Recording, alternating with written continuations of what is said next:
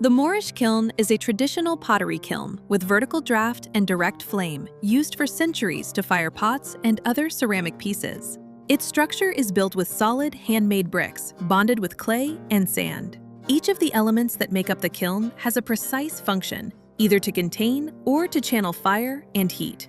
The kiln is divided into two main spaces. In the lower part is the firebox, built with stone blocks and bricks. In its ceiling, a perforated vault known as the garbel allows heat and gases to rise. Through these openings, energy reaches the upper chamber, the kiln itself, covered by a vault and connected to the chimney.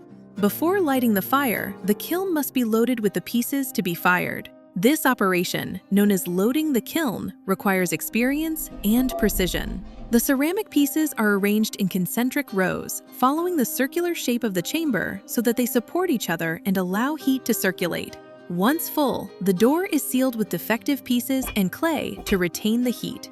Once the firing process begins, a gentle fire is maintained for the first 6 hours to gradually heat the pieces. This is followed by a stronger, more intense fire for another 6 hours. Heat circulates through the interior of the kiln, rises through the garbel, and exits through the chimney, while the ceramics transform and develop new colors. When the firing is complete, the fire is extinguished and the firebox is closed. Cooling is slow and controlled to prevent the pieces from cracking. Hours later, the unloading process begins, a careful and unhurried task that completes a long and patient craft passed down through generations.